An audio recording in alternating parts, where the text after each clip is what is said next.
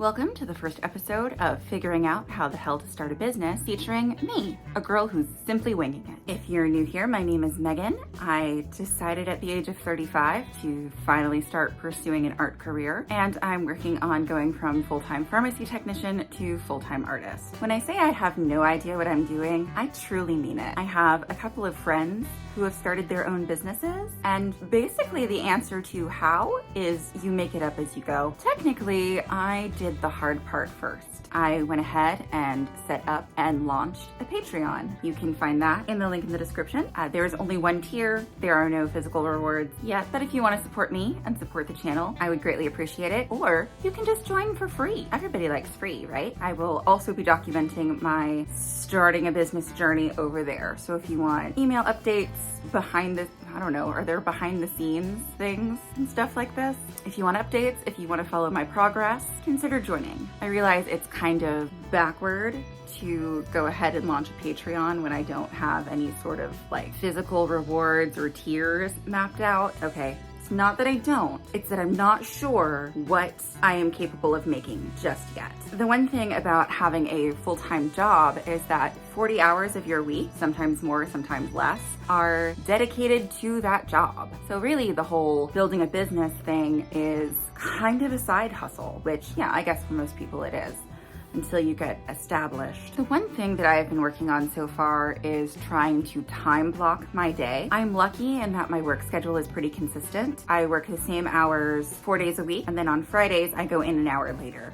So I do have a little bit of extra time on Fridays. My morning schedule is basically the same from 6 a.m. until 9. The first thing I do after I manage to roll out of bed is to get my workout in. I try to do a lift 3 days a week.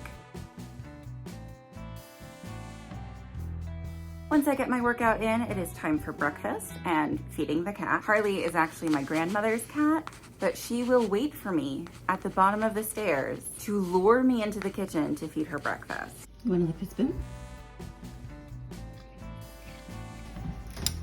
All right, come on.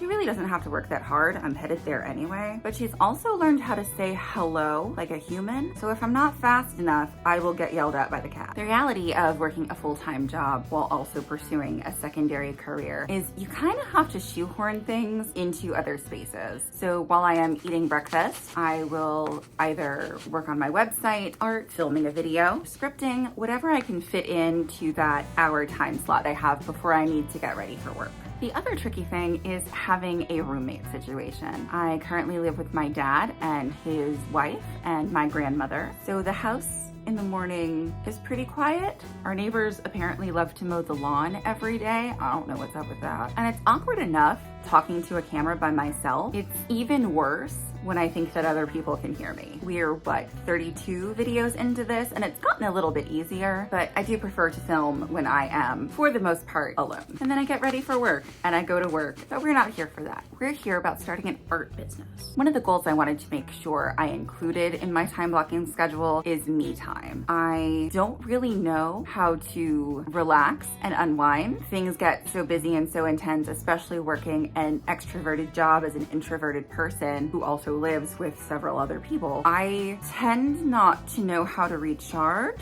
and instead I just rot. Rotting has its time and its place, but that doesn't really fill the well, you know? So I try to schedule some downtime. I will schedule reading a book or playing a video game, drawing for fun. Yeah, sometimes I will just put on a movie and kind of dissociate for a while. Since the Patreon is technically up and running, I have been spending most of my mornings trying to decide on tiers and rewards. Based on what I've seen from other creators, it seems like sketchbook tours are super popular. Of course, there are physical prints and stickers. There are drawing and painting lessons. There's really so much that you can do. What I'm about to say is probably the silliest thing I can confess to on the internet at this time. Figuring out what to make and figuring out production is a lot.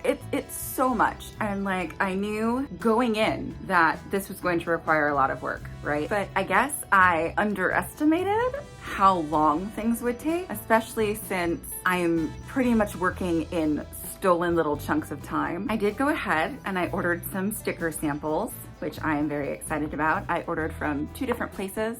The first one was Sticker Ninja. They have a deal where you can order 10 or 5 sticker samples depending on what kind of backing you want. I chose a Stardust glitter for this girl. I am very excited to finally have them in my hands. I approved the proofs yesterday, so I should have them sometime next week. The other place I ordered from was Sticker App, and I ordered 36 of this girl. So she will be matte. Sadly, I could not order a sample quantity. 37 or 36 was the smallest quantity I could get. So I will either be selling the rest of these at a discount or I will just give them away. After I submitted the second design, I realized that I wanted it to be a little bit more painterly like the clown is. So I'm probably gonna redesign that one. And by probably, I mean I definitely am. Both sites run very differently. Sticker Ninja will actually send you a proof to approve before your design goes into production, and Sticker App lets you see the proof on screen before you order. Both things I like. I also found out that Sticker Ninja is woman owned, and we love to support the ladies in this household. But the other thing that really impressed me is when I went to check their website last night, after I approved the proof, I got a notification saying that they were sold out of stickers for the day, which is really a delight because that means they're focusing on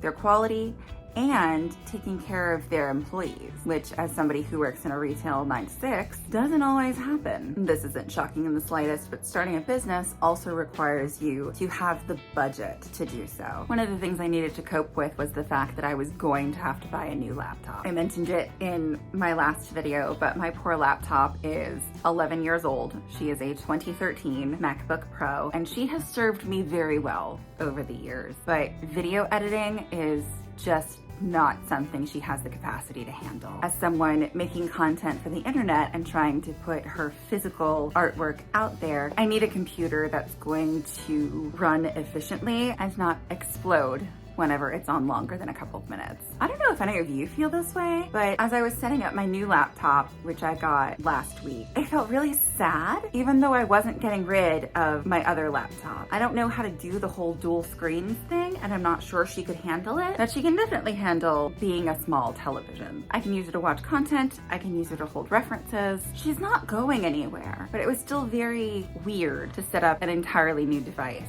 And since I happen to have the house to myself for the next couple of days, I plan on trying to get ahead on backlogging videos. My free time is limited because I also have to do all the other basic, boring adult work. I got ahead once, but I ended up dropping the ball on that due to work and life circumstances. I simply couldn't keep up with production. And I gotta say, when I decided back in February to go to 1 video a week, the transition was a lot harder than I anticipated it to be, but that early content is different from what I'm making now, sort of.